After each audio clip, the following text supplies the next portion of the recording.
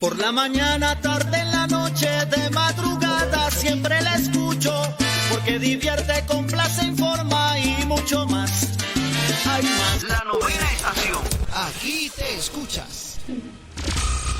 Con la mejor programación, transmite desde Medellín La Novena Estación, tu emisora comunitaria.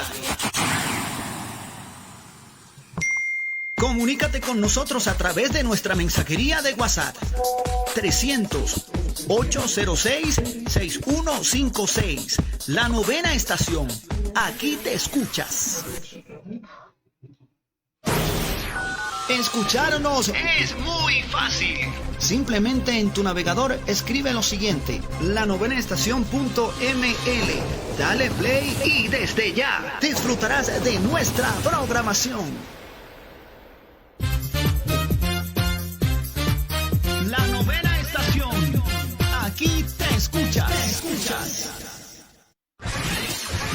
¿Quieres el bachiller totalmente gratis?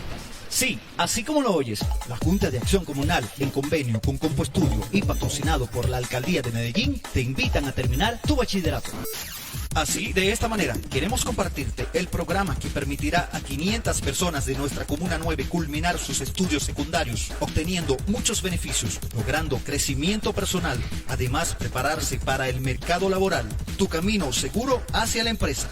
Realiza tu inscripción en la Junta de Acción Comunal. Mayor información, Ángela Ruiz, 323-336-1351. Invita la Junta de Acción Comunal y tu emisora comunitaria La Novena Estación. A partir de este momento, por La Novena Estación, escucharás Hablemos al Derecho. Aquí nuestro propósito es aprovechar la tecnología en beneficio de la divulgación, análisis, controversia y la verificación de los grandes asuntos en que aparece el derecho en cualquiera de sus ramas.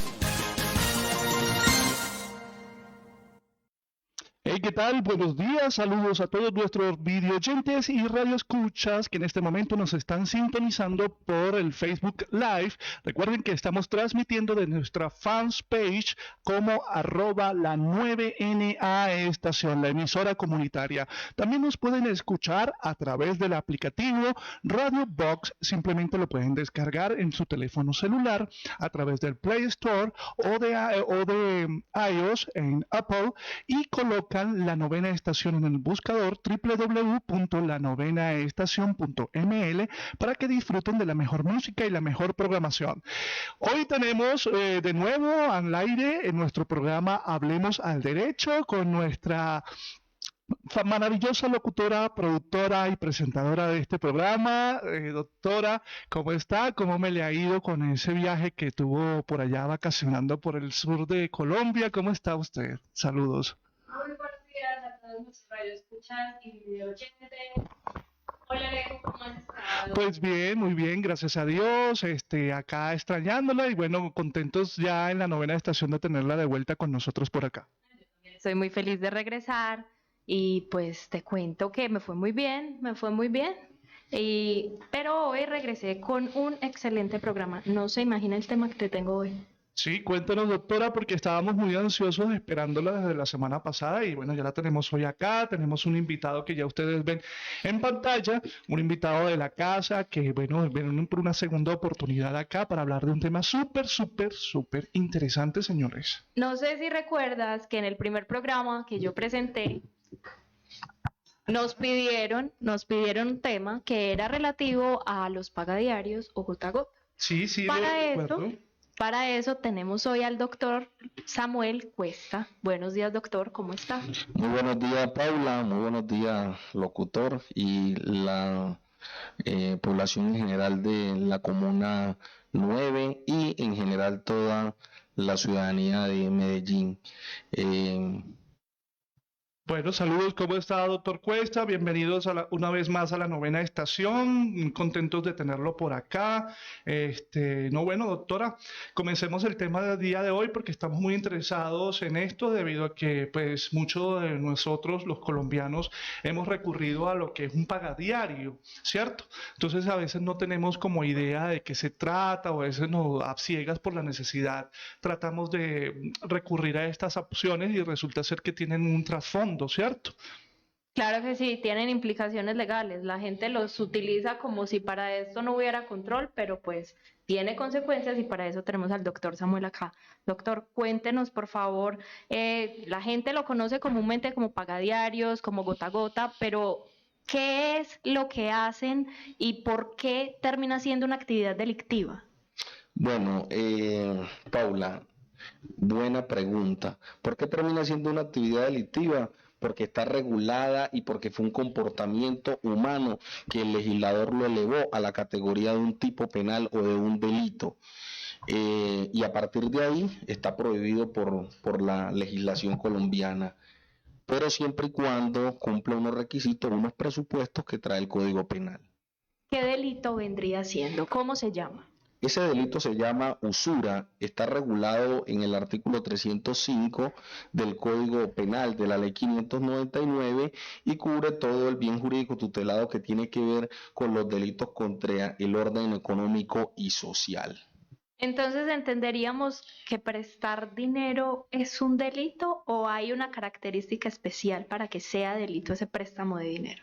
Claro, Paula, tiene que haber una característica especial, no simplemente el hecho de prestar dinero conlleva que sea un delito, porque si analizamos el tipo penal que prohíbe el legislador, es un tipo penal de características en blanco que necesita la configuración de otra norma para poderse regular, como por ejemplo el tipo penal nos dice el que reciba o cobre directa o indirectamente a cambio de préstamos, dinero o por concepto de venta de bienes o servicios a plazo, utilidad o ventaja que ceda en la mitad correspondiente el cobro de que tiene la tasa los bancos para el año, incurrirá en prisión de 2 años y medio a 7 años aproximadamente y medio.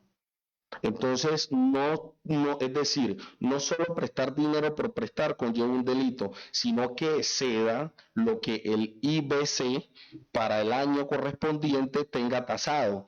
Y exceda la mitad de lo que tiene tasado, porque el mismo tipo penal te lo dice. Es decir, que se tiene que haber una certificación de la superintendencia bancaria para que conlleve un delito cuando las personas prestan mucho más de lo que tiene tasado. Bueno, doctor, entonces aquí ya tenemos varios componentes muy jurídicos que la gente no va a entender. Primero, ¿qué es interés bancario corriente y por qué es importante en este tema? Es supremamente importante porque a partir de ahí es que se sustrae de lo que la superintendencia bancaria ha regulado para el año correspondiente para poder tipificar el delito, porque cuando vos me preguntas que si el simplemente hecho de prestar dinero conlleva un delito, pues yo te digo no, yo podría prestar dinero, pero podría prestar dinero con los intereses que tienen regulado los bancos para ese año. Pero entonces cuando vos me preguntas que si ese solo hecho de prestar dinero conlleva un delito, yo te diría que no. Tendríamos que remitirnos primero al tipo penal del 305 y mirar la tasa que se tiene para ese año. Y ¿dónde miramos esa tasa? Según el IBC para ese año. Bueno, para las personas que apenas se están conectando, les contamos, estamos hablando del delito de usura, que se configura en lo que la gente llama pagadiarios o gota a gota. Tenemos entonces que prestar dinero es legal en este país, pero bajo ciertas tasas. ¿Cuáles son esas tasas? Bueno, esas tasas son las siguientes.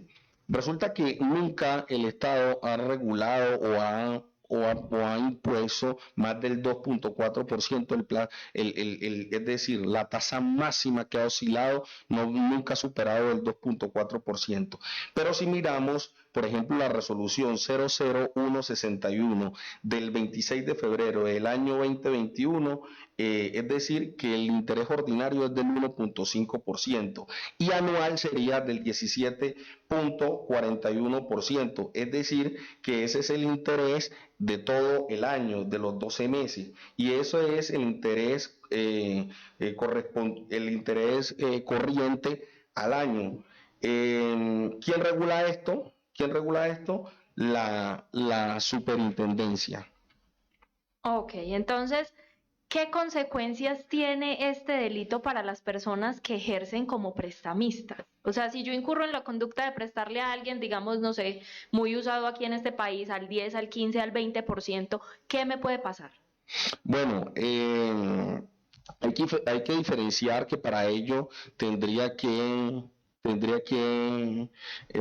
a través de la Fiscalía General de la Nación, que llegue o que ejerzan el control punitivo que tiene frente a los ciudadanos. Es decir, que tiene que haber una denuncia, tiene que haber de manera oficiosa la Fiscalía adelantar el proceso para que pueda una persona llegar a comparecer a los estrados judiciales y que a través de la Fiscalía le pueda imputar y más adelante acusar por el delito, y ante un juez debatiendo las pruebas, debatiendo las evidencias que presenta la Fiscalía, lo puedan llegar a condenar. Y la condena, como lo dije anteriormente, puede oscilar de 2 años y medio a 7 años y medio, puede oscilar la pena para este tipo de delitos. Es importante resaltar, Paula, de que este tipo de delitos normalmente no son casi que denunciados.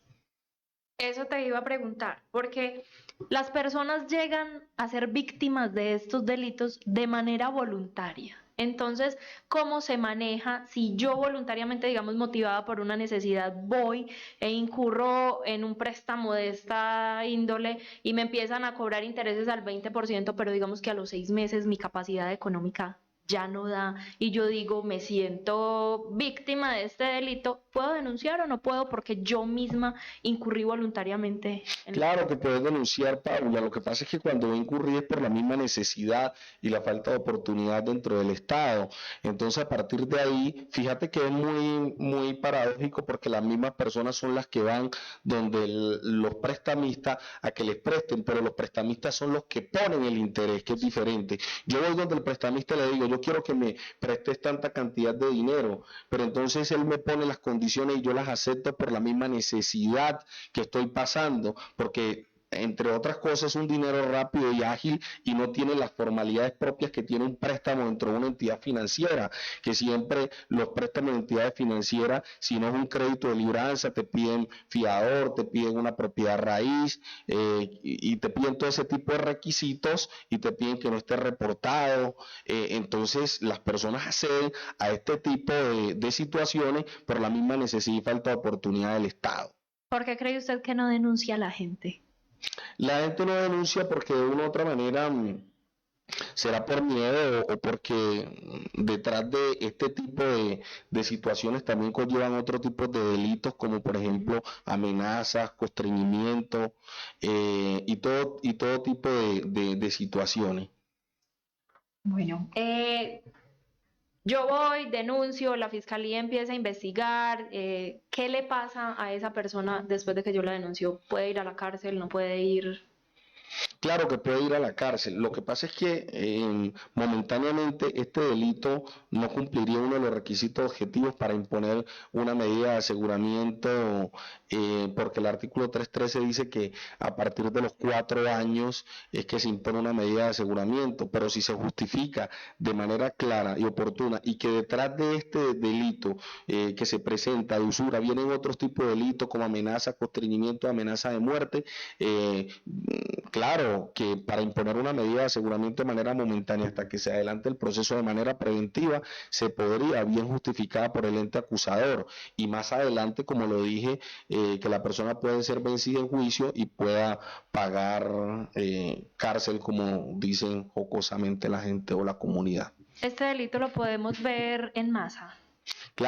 Claro que es un delito masa. ¿Por qué es un delito masa? Porque es un delito que afecta gran cantidad de la población en general. Y la población que más afecta es la población de vendedores informales, que son los que más consumen este tipo o que acuden a este tipo de préstamos por la misma necesidad, aunque ahondando un poco y saliéndome de la pregunta que me diste, me parece que hace falta más oportunidad por parte del Estado, porque si el Estado, si bien en una oportunidad creó como Bancamía, ya crea otras entidades financieras para socorrer las necesidades, me parece que le falta más volumen o más cuerpo al Estado para poder cubrir este tipo de necesidades de la comunidad en general y máximo de los vendedores informales, que son los que más acuden a este tipo de pagadiario.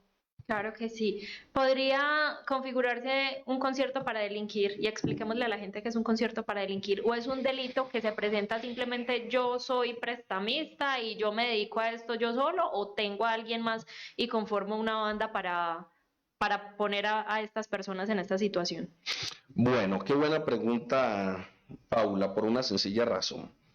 Porque el delito de concierto para delinquir necesita unos elementos, ha dicho la Corte, básicamente necesita 3 elementos. Y claro que se podría configurar un concierto para delinquir siempre y cuando reúne estas características o estos elementos que ha dicho la Corte. Y uno de ellos es que existe una estructura criminal. O sea, es decir, que esa estructura criminal se dedique a cometer cualquier tipo de delito. Se necesita que se asocien, que se reúnan, ¿cierto? Que se asocien, que se reúnan, que haya una distribución del trabajo criminal, ¿cierto? Y que haya una estructura de mando. Es decir, que el jefe o el que tiene el dinero o el que tiene el pagadiario mande a otros subalternos y le dé una división de trabajo. Un ejemplo, tenés que ir a cobrar a doña Estela, tenés que ir a cobrar a Pepito, tenés que ir a cobrar a Pedro, y se puede dar un concierto para delinquir. Y el otro elemento es que existe un ánimo de permanencia en el tiempo de la estructura criminal. Con esos requisitos o esos elementos se puede construir un concierto para delinquir claramente. Y ahí sí la ley estaría mucho más rigurosa frente a este tipo de delito, porque este tipo de delito me parece que no ha sido combatido por parte de la Fiscalía del ente acusador de manera oportuna y con mucho más robusta, mucho más robusto. ¿Considera usted que la política criminal frente a este delito es débil?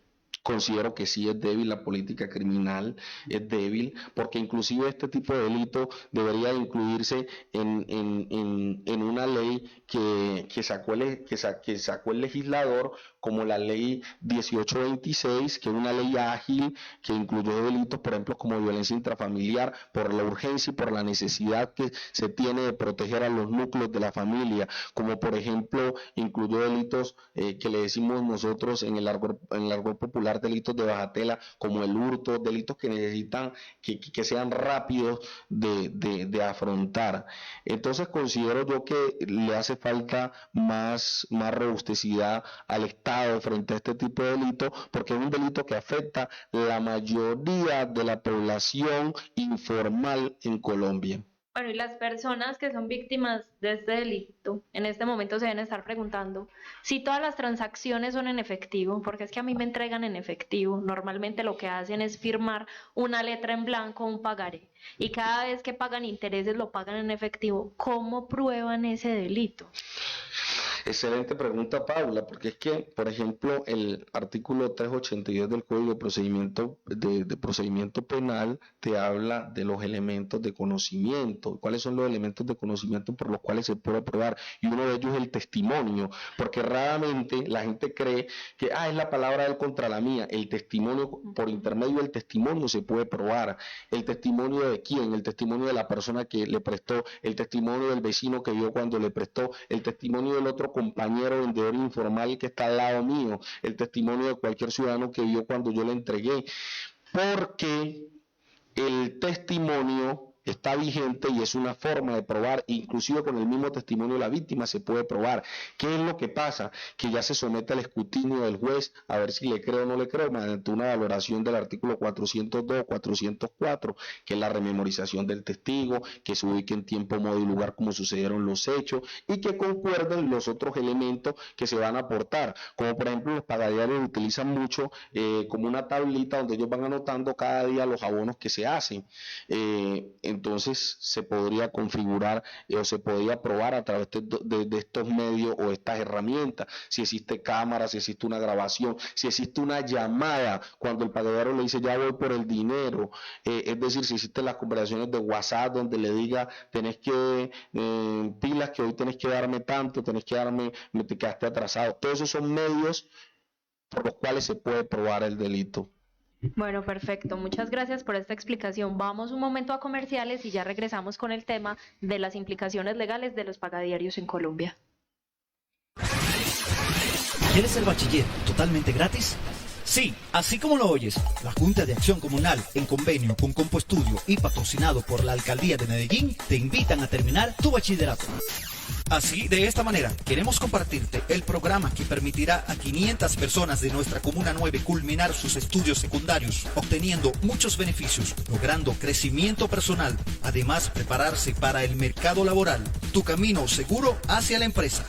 Realiza tu inscripción en la Junta de Acción Comunal. Mayor información, Ángela Ruiz, 323-336-1351. Invita la Junta de Acción Comunal y tu emisora comunitaria La Novena Estación. Sintoniza todos los sábados a las 10 de la mañana. Emprendimiento en mi comuna. El programa que muestra los emprendimientos de la ciudad. Conducido por María Camila Villa. Solo por tu emisora comunitaria La Novena Estación. Con la mejor programación, transmite desde Medellín La Novena Estación, tu emisora comunitaria. Por la mañana, tarde, en la noche, de madrugada, siempre la escucho, porque divierte, complace, informa y mucho más. Hay más. La Novena Estación. Aquí te escuchas. Comunícate con nosotros a través de nuestra mensajería de WhatsApp 300-806-6156. La Novena Estación. Aquí te escuchas. Escucharnos es muy fácil. Simplemente en tu navegador escribe lo siguiente: lanovenaestacion.ml. Dale play y desde ya disfrutarás de nuestra programación. La Novena Estación. Aquí te escuchas. Bueno, continuamos con nuestro programa del día de hoy. Hablemos al derecho con el tema implicaciones penales de los pagadiarios. Recordemos que pueden escribirnos en nuestra cajita de comentarios del Facebook, en nuestro fans page, donde se está transmitiendo este video, para que hagan las preguntas respectivas a este panel de abogados, tanto la doctora Paula como el doctor Samuel, que son abogados especialistas en esta área y puedan responder algunas dudas o inquietudes que ustedes tengan o que conozcan a alguien que esté atravesando por esta situación. Doctora. Claro que sí. Aprovechamos para darle un saludo a la gente que nos escucha y nos ve desde Polonia, Miami, Cúcuta, Cereté y San Antonio de Prada. El tema que estábamos tratando el día de hoy son las implicaciones legales de los pagadiarios, pero el delito realmente se llama usura. Quedamos en que prestar dinero en Colombia es legal, pero cuando se superan unas tasas de interés ya pasa a ser un delito. Este delito tiene pena, tiene unas consecuencias y aquí está el doctor explicándonos eso.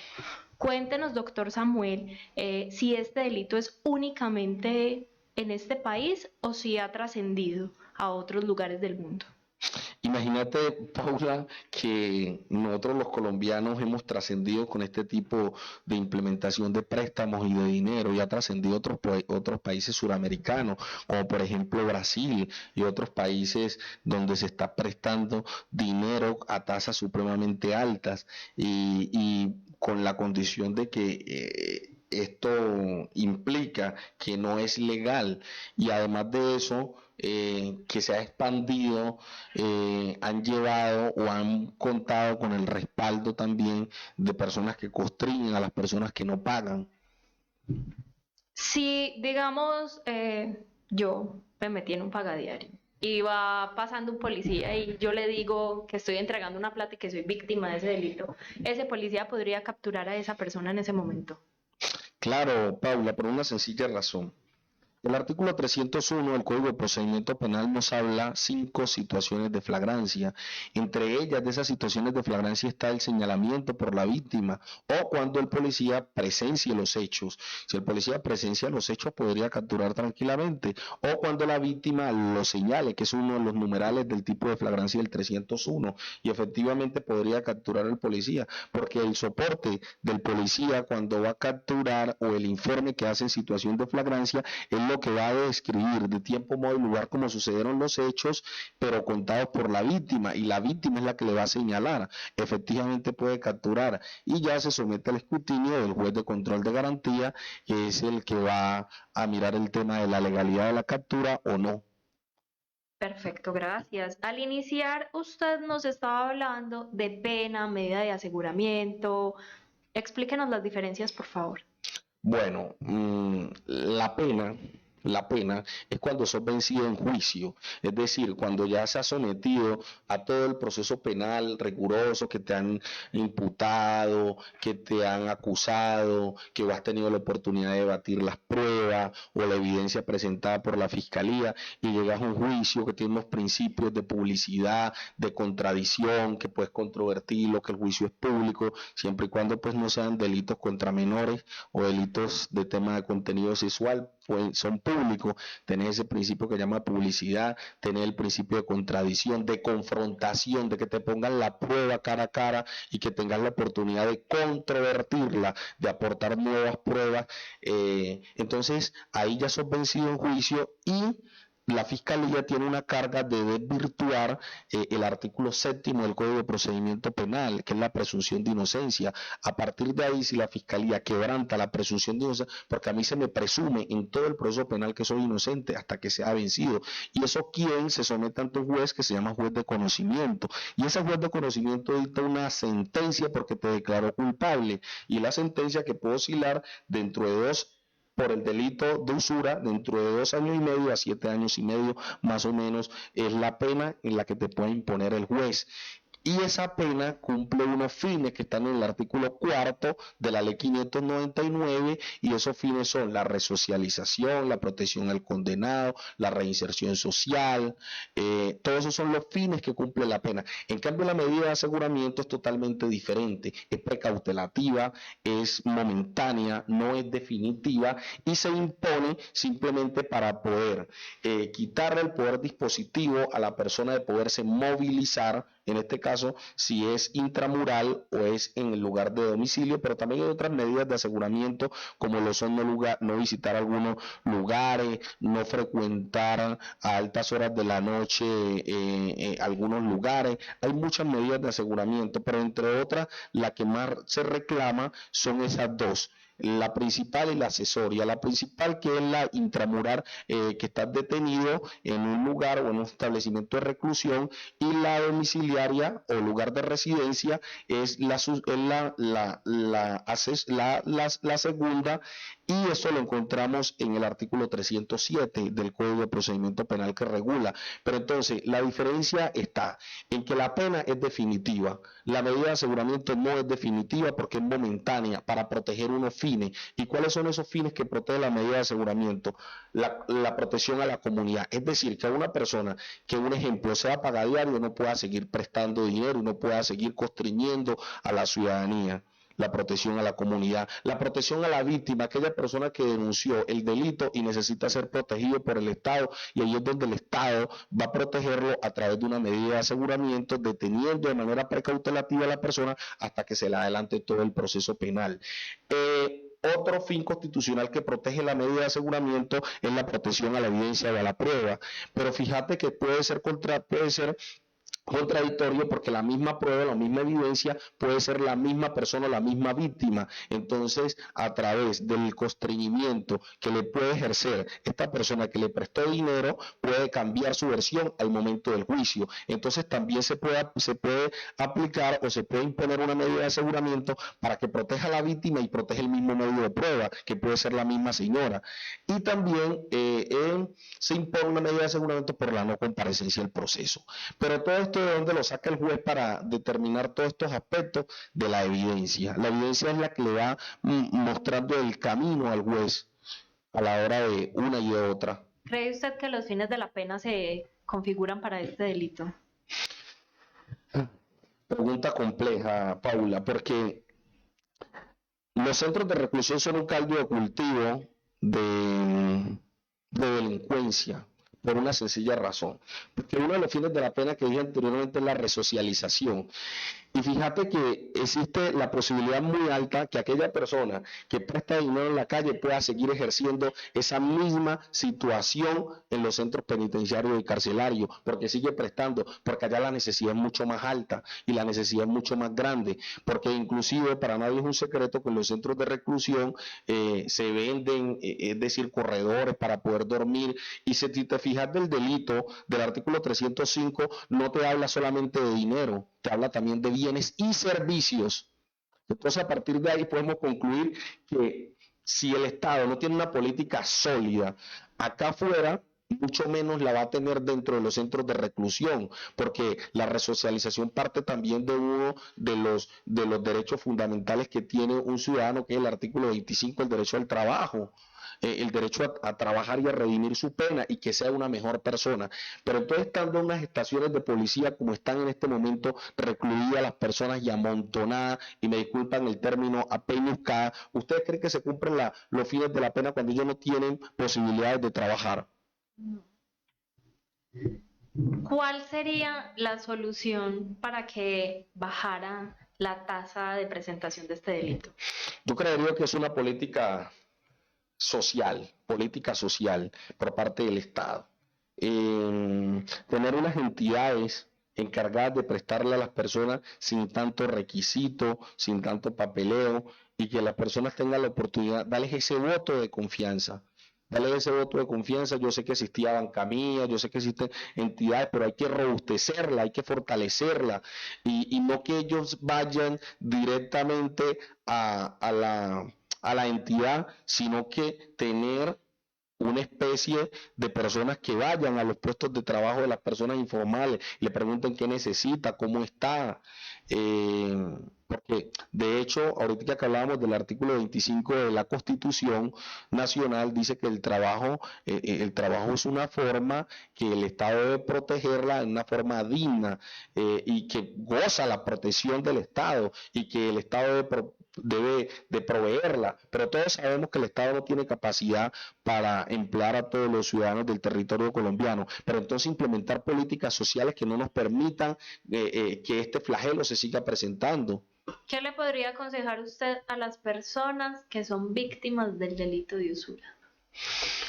Es muy difícil, Paula, aconsejarla, porque nadie está en el zapato de cada quien y nadie sabe la necesidad de nadie. Yo decirle a una persona que no preste dinero a un porcentaje alto del 10%, del 5%, del 20%, sería también terco y necio cuando no hay una política social por parte del Estado clara y específica para atacar este flagelo. Pero si yo pudiera decirle a un familiar o a un amigo cercano, le diría que no prestara. Pero vuelvo y te repito, Paula, es un problema grande y estructural de la sociedad, porque vos les podés decir muchas veces que no presten, pero la necesidad que vive día a día las personas que están de manera informal en la calle es... Sí, es otra realidad que no se ajusta pues a los medios que existen hoy. ¿Alguna conclusión, algo que nos quiera dejar como para cerrar el programa el día de hoy? Bueno, ¿cuál es la conclusión? Y es un llamado de atención a todas las entidades del Estado, porque fíjate que me pasó algo muy particular. a mi oficina llega una señora que trabajaba de manera informal, pero pidió un permiso en espacio público. Y fíjate que ella lleva como 20 años trabajando en espacio público en el sector de la Huacatala. ¿Y cómo te parece que por una formalidad, me disculpan la expresión, un poco inocua, le quitaron el permiso? Le quitaron el permiso cuando de allí de donde ella trabaja se alimentan aproximadamente cuatro personas más.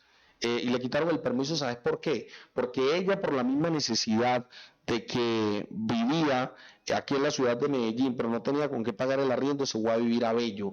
Entonces, uno de los requisitos de las políticas que sacó el pasado alcalde era que para renovarle el permiso a las personas que estaban en el espacio público, dentro de una resolución que sacó el alcalde, era que viviera dentro del municipio de Medellín. Pero es que el municipio de Medellín comprende también, comprende los barrios del municipio, perdón, comprende el municipio de Medellín, pero también tenemos que entender que el área metropolitana o los municipios aledaños muchas veces tienen mayores garantías para los ciudadanos y el arriendo es mucho más económico. Entonces ya por eso se va a vivir a Bello y por eso le quitaron el permiso de trabajo. Triste.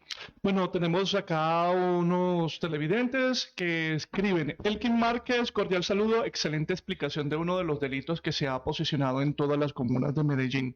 ¿Cuáles derechos humanos violan a los ciudadanos quienes se dedican al préstamo y cobro del pagadiario?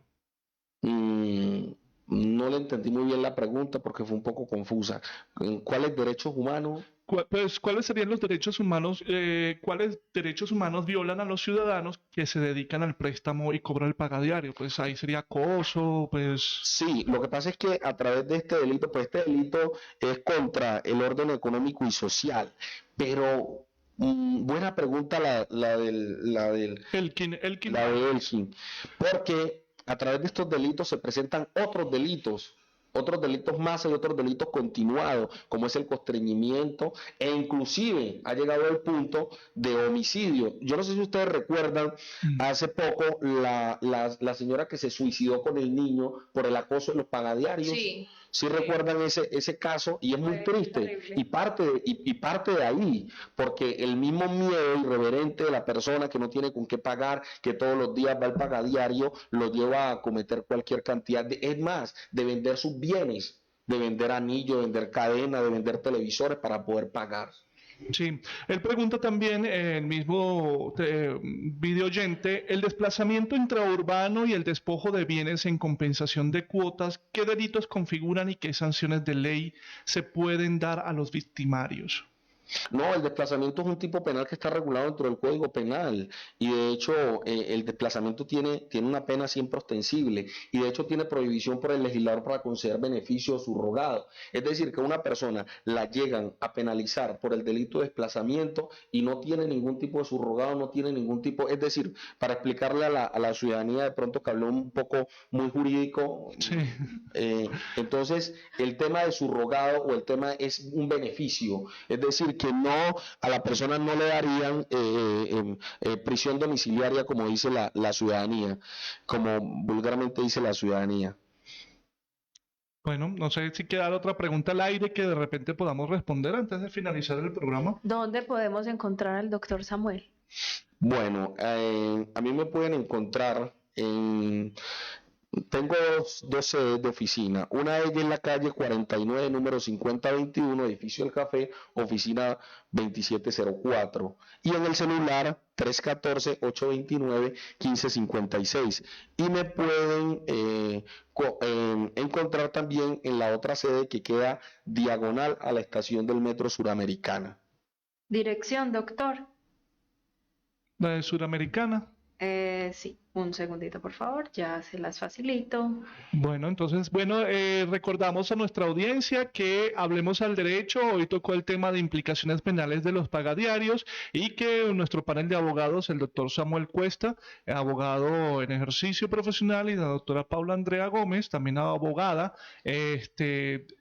abordaron el tema de las implicaciones penales de pagadiarios. Igualmente, invitamos a la colectividad, a nuestras personas que nos siguen por nuestra fanpage, @la 9NA Estación, que si desean un segundo programa de este tema, por supuesto nos pueden escribir tanto a nuestro WhatsApp como en nuestras redes sociales.